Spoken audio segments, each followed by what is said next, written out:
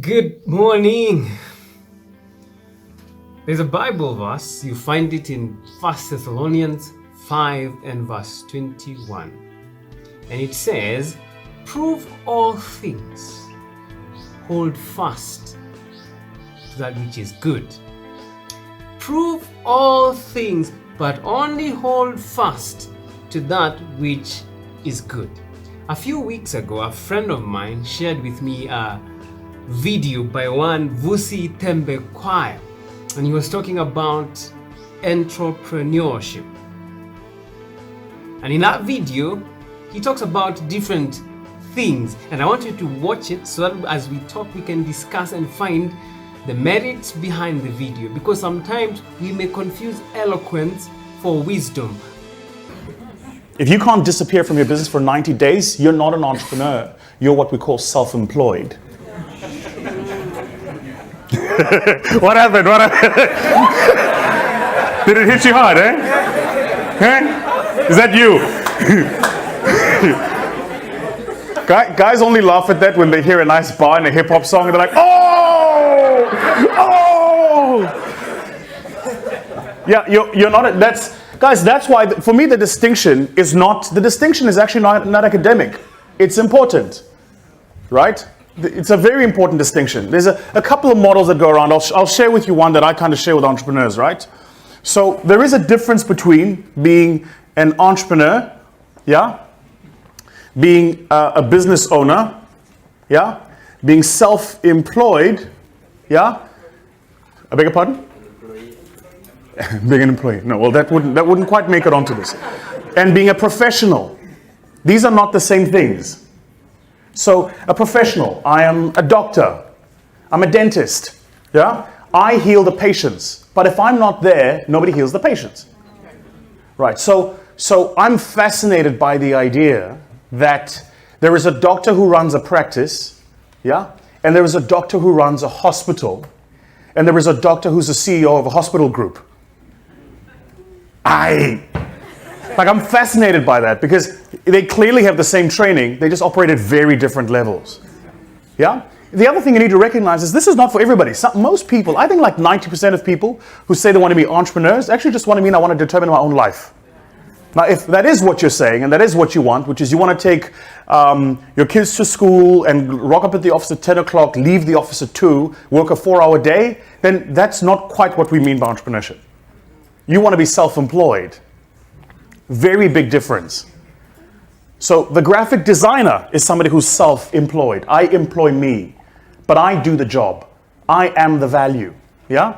The professional is the lawyer, the advocate, the person, the accountant. You absolutely, positively must have them as some part of your business. They may use an underling to do the work, usually some sort of apprentice, but it's very difficult for them to scale their businesses because they need to sign off the document. You know, when my audits get done by EY, I know who the partner is. So if that document's not signed by him, even though I know he didn't do the work and his apprentices did, he must sign the document, right? So he's clearly a professional employed. Make sense? If he was to start his own business, a lot of professionals do this. So you leave EY, you leave PwC. I see a lot of black professionals, by the way, who walk into companies oversold on this thing of transformation and then get there and realize that the company's not quite as transformed as you used to be. Oh, rule number 4 of the masterclass, as we call it as it is here. And I've just seen so many of my friends who do this. They're like, oh, I've joined company X, Y, and Z. And then 3 months later they go, yeah, no, I'm leaving. Right? Typically, when they leave and they say, I'm starting my own business, really what they mean is I want to be self-employed now. I used to do HR as an HR business partner, and I'm going to start a recruiting company. Yeah? I used to be in the legal team, now I'm going to do legal stuff. Right? Those people aren't entrepreneurs. You're self-employed. Big difference. The business owner is kind of the level you're talking about, right? So the business owner goes, so I've got this business, right? And rather than employ myself, I'm going to employ people to manage the people I used to manage, right? I believe you have seen the video. And in the video, Vusi claims that if you are self-employed, you are not an entrepreneur. If you're a business owner, you are not an entrepreneur. Allow me to take you back to basic economics.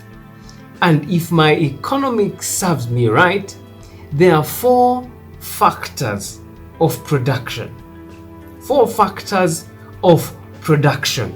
And these are the things that people use to produce goods and services. The first factor of production is land. Land includes natural resources, oil, gas, and all the natural resources, and where the business, the production is happening. That is the first factor of production, land. The second factor of production is labor. Labor are the efforts that humans put in to produce goods and services. First, we have land, which includes natural resources. The second, we have labor, the efforts that humans put in to produce goods and services. The third factor of production is capital. This includes the tools and the machinery that are used in the production of the goods and services. Well, money is sometimes considered capital, but it is what it can buy, that is the machinery and the tools used in production, that are termed as capital. So number 1, we have land. Number 2, we have labor. And number 3, we have capital. Now, factor of production number 4 is entrepreneurship. And who is an entrepreneur? It is the person who combines the other factors of production in producing goods and services with an aim to make a profit. Let me say that again.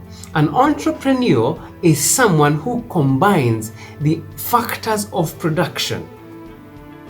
That is the land, the labor, the capital, with an aim to make a profit. Now let's go back to the video that you have just watched. Let's examine it and find its substance. Is a self-employed person combining the factors of production with an aim to make a profit? I bet he is. Suppose you own let's say chicken business. You run a chicken business where you have built some chicken coop somewhere, and maybe you're producing eggs and you're producing chicks. You will need land to put your chicken coop. That is factor of production number 1, land. Number 2, you will need capital.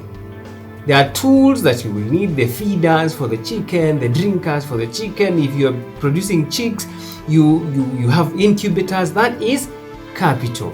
Then you will have labor. Now you could be the one providing the labor, right? And at the end of the day, you will make a profit. Does it disqualify you from being an entrepreneur? I don't think so.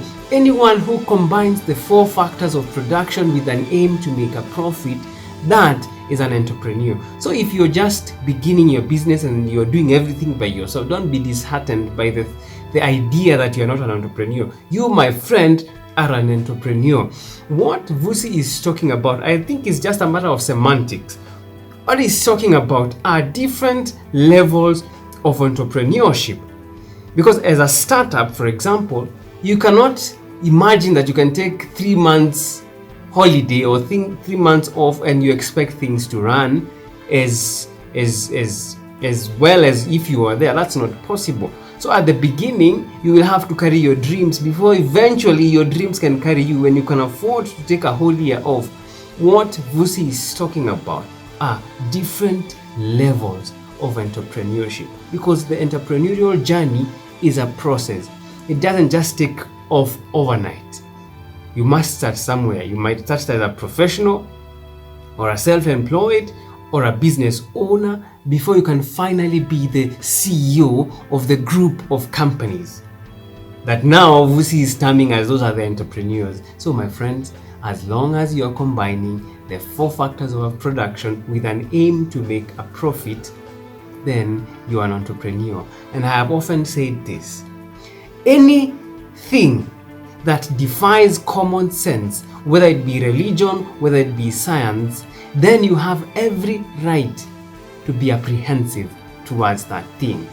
And for me, my friends, if you are combining common sense and common economics dictates that as long as you're combining the factors of production, you are an entrepreneur.